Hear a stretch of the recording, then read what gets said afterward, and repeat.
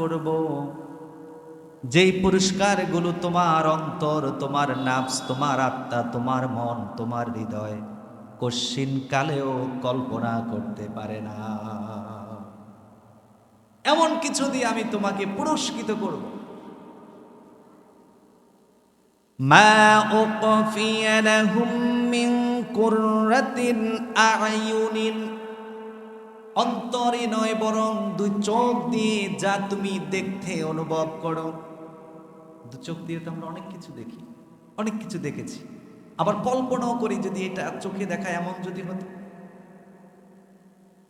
একজন বাড়ি বানাওয়ালা যে বাড়ি তৈরি করে, তার চোখে একটা ধারণা থাকে যে আমার বাড়িটা এত সুন্দর করে আমি করব। যে বিয়ে করতে যাবে একজন পুরুষ অর্থাৎ যুবক, তার চোখে এমন থাকে যে আমার রমণী, আমার স্ত্রী এমন সুন্দর হবে। একটা সুন্দরের মাপ কাটিয়ে আমাদের চোখে আছে, আছে না? এই যে মোবাইলে কিংবা বিভিন্ন জায়গায় ঘুরতে গিয়ে পর্যটনে, যেমন কক্সেস বাজার বলেন, সিঙ্গাপুর, মালয়েশিয়া বলেন, আবুধাবি, সুইডেন বলেন, যত জায়গায় যায় সুন্দর সুন্দর দৃশ্য দেখতে যায়। এটা মানুষের কল্পনা এবং চোখের দৃষ্টির নিরধারিতার মধ্যে একটা নির্ধারিত সীমা আছে। আমার চোখের এতটুকু সৌন্দর্য আমার চোখ দেখে, এবং আরো কিছু সৌন্দর্য, আরো কিছু চাওয়া পাওয়ার চোখ কল্পনা করে। আর আল্লাহ পাক কি বলছেন? মা উকফিয়া লাহুম মিন কুররাতি আ'য়ুনিন, যেই সৌন্দর্যটা তার জন্য রেখেছি যা সে কশ্চিন কালো দু চোখ দিয়ে কল্পনা করতে পারে না। বলি সুবহানাল্লাহ। কথা কি বুঝতে পারছেন? যা আমি অন্তর দিয়ে কল্পনা করতে পারি না, তা দু চোখ দিয়েও দেখার মতো স্বপ্ন দেখি না, বা দেখতেও চাই না, দেখতে পারি নাই, এমন কিছু দিয়ে আমাকে জান্নাতে পুরস্কৃত করা। কিভাবে? যেদিন ঘোষণা হয়ে যাবে আমি জান্নাতি, সেদিন আমি জান্নাতে ঢুকবো, তখনই আমাকে পুরস্কৃত করা। এরপরের আয়াতে আল্লাহ পাক রব্বুল আলামিন বললেন, আমি শুধু তাকেই পুরস্কৃত করব না, লিআওয়ালিদিহি ওয়া ইবনিহি লিআখুহুন, ওই লোকটার ভাইকেই শুধু আমি পুরস্কৃত করব না, শুধু বোনকেই পুরস্কৃত করব না, পুরস্কার করার ক্ষেত্রে যে লোকের, যেই ব্যক্তির সন্তান জান্নাতি হবে, ওই জান্নাতি ব্যক্তির মা বাবাকেও আমি আল্লাহ পুরস্কৃত করে দিব। শুধু সন্তানই যে পুরস্কার হচ্ছে, পুরস্কার পাচ্ছে এমন না। কোনো এক পরিবারের একজন ছেলে হয়তো আলেম হয়েছে, হাফেজ হয়েছে, হয় না? এখন দুনিয়ায় সৎকর্ম করেছে, ভালো কাজ করেছে, ঈমান আমল ঠিকঠাক ছিল, তার জান্নাত ফয়সালা হয়েছে। এখন তো সে এক মা বাবার সন্তান, তাকে জান্নাত দিয়ে দিলে সে কি তার মা বাবার জন্য জান্নাত চাইতে পারবে না? অবশ্যই পারবে, অবশ্যই চাই। এখন ইবনে মাজা শরীফে লেখে, আমাদের সন্তানরা যে আমাদেরকে জান্নাতে নেবে, খেয়াল করবেন, আমি কিন্তু আমলের কথাই যাচ্ছি। আমাদের সন্তান যাকে আমাকে জান্নাতে নেবে, আমি কি সে সন্তানটাকে জান্নাতে যাওয়ার পথে রেখেছি, জান্নাতে যাওয়ার মতো কাজ করতে দিচ্ছি, বা জান্নাতে যেগুলো করলে যাবে সেগুলো করতে দিচ্ছি? ইবনে মাজা শরীফ লেখে, আও ইবনু ওয়ালিদিহি, সন্তান সন্ততি যখন জন্মগ্রহণ করে, কার উদর থেকে? মায়ের উদর থেকে। কথা বলবেন তো, সন্তান কার উদর থেকে জন্মগ্রহণ করে? মায়ের উদর থেকে। আও আমালু কুল্লু হায়াতিহি উম্মুন, মা তার জীবনের সকল আমল, সকল কিছুই জানে। মা জানে না? মা যখন সন্তান প্রসব করে, তখন তো মা অনেক বয়সী, অনেক জ্ঞানী, অনেক বুঝে, অনেক জানে। লিকুল্লি আমালুন, তার প্রত্যেকটা আমল থেকে, আই আহসানু আমালিহি, যে আমলগুলো খুব ভালো ভালো, সে আমলগুলো সে তার সন্তানকে শিক্ষা দান করবেন, শিখাবেন, বুঝাবেন, জানাবেন, আমল করাবেন। ইবনে মাজা শরীফ লেখেন, এ আমল কিভাবে করাবে? হযরত আবু হুরায়রা রাদিয়াল্লাহু তাআলা আনহু হাদিস বর্ণনা করেন, সাহাবা ইকরামদের জীবনী থেকে এই আমলটুকুন আমরা শিখতে পারি, সন্তানকে কিভাবে করে আমরা জান্নাতি আমল করাবো, সন্তানকে কিভাবে করে লালন পালন করলে সেই ছোট্ট শিশুকাল থেকে মায়ের দুগ্ধ পান করা থেকে কিভাবে মা এবং বাবা আমল করলে, সৎ কাজ করলে, ভালো কিছু করলে, আহসান আমল করলে, ভালো ভালো কাজ করলে সন্তানকেও জান্নাতে পাঠানো যাবে, শেখানো যাবে। এর প্রথমই হলো আবু হুরায়রা বলেন, যখনই সন্তান দুনিয়ায় আসার পরে রিজিকের ফয়সালা করে দেয়া হয় তার মায়ের স্তনকে, মানে দুধকে, এটাই তো আমাদের প্রথম রিজিকের ফয়সালা ছিল নাকি? ভালো করে বুঝবেন, আমার প্রথম রিজিক ছিল মায়ের বুকের দুধ, এছাড়া আমার কিছু ছিল না। কিন্তু আমার মা খুব জানে, আমার মা খুব বোঝে, আমার মা খুব বয়সী, খুব বুঝে। এখন আমি মায়ের কাছে একবারে নতুন।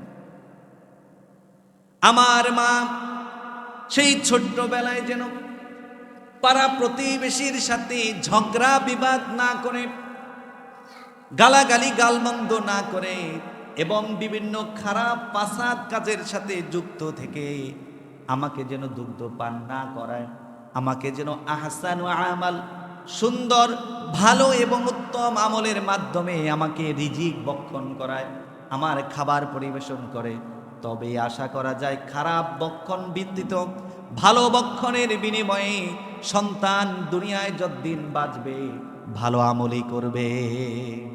মা যখন দুধ পান করায় তখন মায়ের আমল থাকবে, দৃষ্টি থাকবে সাহাবাদের জীবনের দিকে, আল্লাহ রাসূলের জীবনের দিকে, কোরআনের দিকে, হাদিসের দিকে। এটা মনে মনে চিন্তা চেতনা থাকবে, আর স্বপ্ন জল্পনা কল্পনা থাকবে যে সন্তানকে আজ কোলে দুগ্ধ পান করাচ্ছি সে যেন আল্লাহ তোমার একেবারে নিকটস্থ বান্দা হয়, তোমার শুকরগুজার গোলাম হয়, একজন আলেম হয়, একজন হাফেজ হয়, একজন ভালো বুজুর্গ হয়। এই চিন্তা করবে আর দুধ পান করাবে, সে যেন আলীর মতো হয়, আবু বকরের মতো হয়, ওসমানের মতো হয়, এভাবে দোয়া করবে আর দুগ্ধ পান করাবে। মা যেন বালালি কুল্লি শাই ওই কাজগুলো না করে যে কাজগুলো সে তার প্রতিবেশীর সাথে করে এসেই মাকে দুগ্ধ পান করাচ্ছে, সন্তানকে দুগ্ধ পান করাচ্ছে। কেমন? পরিবারের সাথে ঝগড়া থাকে, কথার কাটাকাটি মারামারি থাকে, গা মাথায় ঠিক মতো কাপড় থাকে না মায়ের, সন্তান একটু করে ক্ষুধার তাড়নায় যখন কান্না আরম্ভ করে, দেখা গেল মা মাথায় কাপড় না দিয়ে সন্তানকে দুগ্ধ পান করাচ্ছে, মায়ের একটা আমল ছুটে গেল।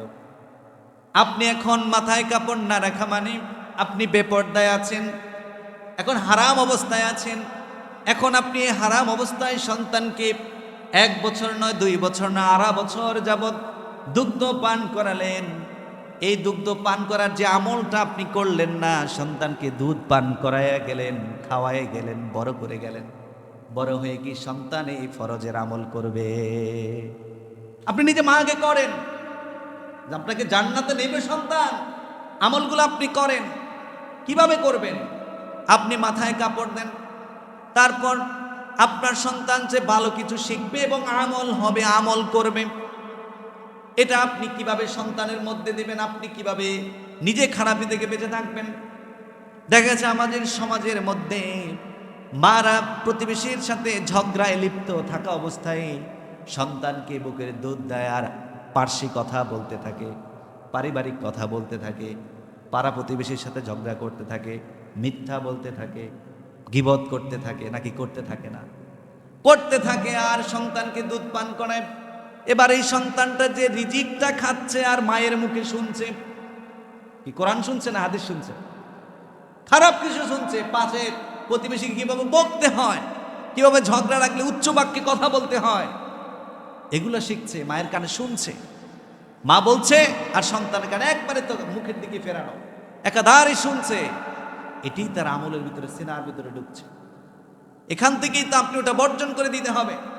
আপনার মাথায় রাখতে হবে যে আমার এই সন্তান যে আমার বুকে দুধ পান করছে, এর সামনে যদি আমি ওই খারাপ অভ্যাসগুলো পরিণত করি, ওই খারাপ অভ্যাসেই যদি থাকি, সন্তান দুধ পান করে বড় হবে, বড় হয়ে এই সন্তান সেই একইভাবে খারাপ ব্যবহার সমাজে সবার সাথে, পরিবারের সবার সাথে করবে। এই জন্য আপনি আমল করতে পারবেন না, এই আমল আপনাকে ছাড়তে হবে। আবার এই সন্তানের রিজিক আপনার মধ্যে আপনি খাওয়ার ক্ষেত্রে আপনি বাছাই করে খেতে হবে। আপনি অন্যের সহায় সম্পদ কিংবা খাবার কিংবা বিভিন্ন তরকারি যা কিছু আছে না বলে এনে রান্না করে নিজে খেয়ে নিজের স্তনে দুধ হওয়ার পর সন্তানকে খাওয়ালে পরে আপনি কি এটা হালাল খেলেন না হারাম খেলেন? হারাম। তো সন্তানকে দিয়ে জান্নাতি সন্তান কামনা করবেন, সন্তান বাজে কিছু করবে না, খারাপ হবে না, ভালো হবে, এটা কামনা করবেন কিন্তু আপনার তো নিজেকে অনেক আমল করতে হচ্ছে। তিনটা তো বললাম, আপনাকে পর্দায় থাকতে হবে, ফরজ তরক করা যাবে না, আর দুধ পান করার সময় খারাপ কিছু বলা যাবে না, বাজে মন্দ মিথ্যা ঝগড়া বিবাদ করা যাবে না। 3 নাম্বার বলতেছি, খারাপ কিছু খাওয়া যাবে না, অর্থাৎ হারাম কিছু খাওয়া যাবে না।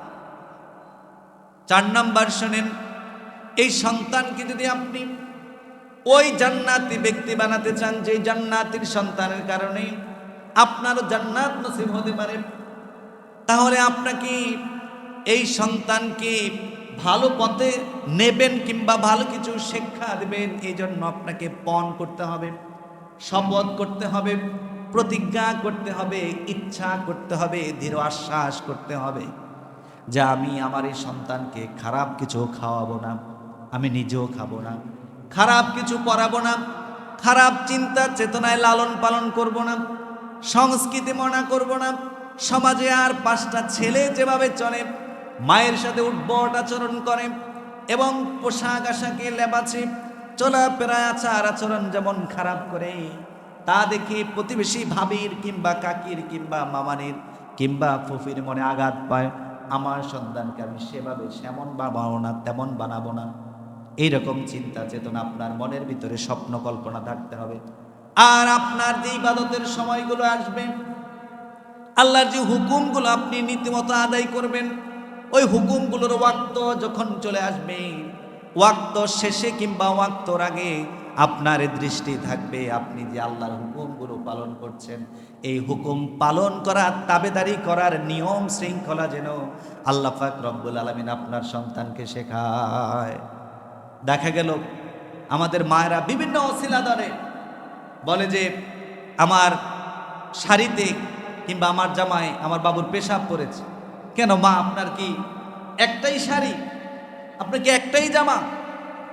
আপনি ওই পোশাকটা মুহূর্তে চেঞ্জ করে নেন, অথবা স্পেশাল একটা পোশাক নামাজের জন্য রেখে দেন, সন্তান পেশাব করছে সেটা খুলে রেখে দেবেন, আবার নতুনটা পরে আপনি নামাজ আদায় করে নেবেন। এটা করেন।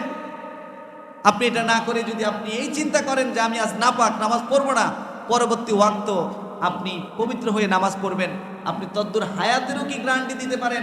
আর সন্তান যে আবার পেশাব করবে না, পায়খানা করবে, এটার কি গ্যারান্টি দিতে পারেন? এই যে আপনি এখন বায়না ধরে নিজের থেকে বারবার বাঁচার জন্য ইবাদতকে গাফেল করে দিচ্ছেন, একটা সময় আসবে আমি আর আপনি আমাদের সন্তানদেরকে নামাজের কথা বললে সন্তান এই কথা বলবে, প্যান্ট ভালো নেই, শার্ট ভালো নেই, গা ভালো নেই, গায়ে নাপাক পরা। এই জন্য নামাজের গাফলতি করবে, 1 ওয়াক্ত ছেড়ে দেবে, 1 ওয়াক্ত পড়বে। মা যদি ওই সময় শতত্যাগ করে, শততিতিক্ষা করে, পোশাক চেঞ্জ করে, প্রয়োজনে 2 বার পানিতে গোসল করে নিয়ে পবিত্র হয়ে নিয়ে আল্লাহর প্রত্যেকটা হুকুম যথাযথ আদায় করে, তাহলে ওই মা আশা করতে পারে, নিশ্চয়তা দিতে পারে যে আমি যেভাবে কষ্ট করে আল্লাহর হুকুম পালন করেছি, শত কষ্ট করে হলেও আমার সন্তান আল্লাহ তাআলার সেই হুকুম পালন করবে। এটা আশা মা করতে পারে। এগুলো হুকুমের ব্যাপার। এরপর মা যদি হয়ে থাকে, এগুলো মায়ের আমলের কথা বলছি, বাবারগুলো এখনো বলি নাই।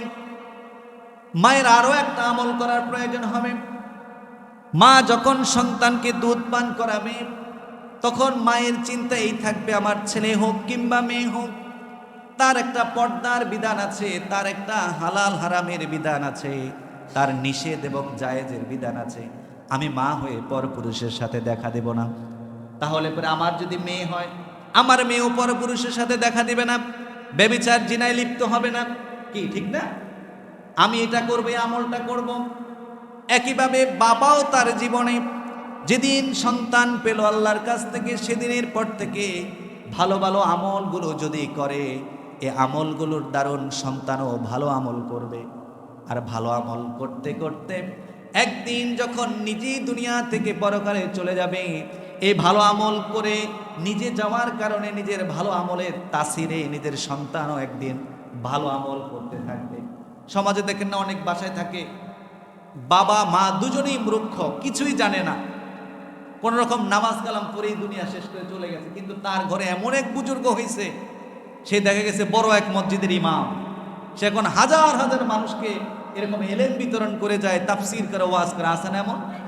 আবার সামাজিক ব্যক্তিত্ব, মারা গিয়েছে, সন্তান আগে খারাপ ছিল, বাবা মা মারার পরে এত ভালো হয়ে গিয়েছে, এত দান দক্ষিণা করে, তা যেন মানুষের চোখে পড়ার মতো। সবাই বলে আরে ছেলেটা এত ভালো হয়ে গেল। এর মানে কি, ওই যে বাবা মার কিছু আমলের তাসির তার উপরে এখন করেছে, এখন সে ভালো আমল করা শুরু করেছে। তো কথা আর বাড়াবো না, প্রচন্ড গরম হচ্ছে, আমি নিজেও একেবারে সিদ্ধ হয়ে গেছি। এখন আমরা কাবলা জুমা আদায় করব। আজকে শুধু মাদের কি আমলগুলো করতে হবে ওই সকল জান্নাত পেতে হলে, যে জান্নাত জীবনে চোখও দেখি নাই, যে জান্নাতের স্বাদ জীবনে ভোগ করার ইচ্ছাও করতে পারি না, কল্পনা করতে পারি না, এমন জান্নাতে যাবে যে সন্তানরা, যে আমল করার কারণে সে আমলগুলোকে শিখাই দিতে হবে। মা এবং বাবা কখন থেকে? বড় হলে 8-10 বছর থেকে না, একবারে দুধ পান করা থেকে শুরু করতে হবে। তারপরে বালেক যখন হবে 12-13 বছর বয়স, তখন তো আপনাকে লাঠি প্রহারই করতে হবে। সেটা আস্তে আস্তে ধারাবাহিকভাবে বলবো। মা তৌফিক ইল্লা বিল্লাহ। আসসালামু আলাইকুম ওয়া রাহমাতুল্লাহি তাআলা ওয়া বারাকাতুহু।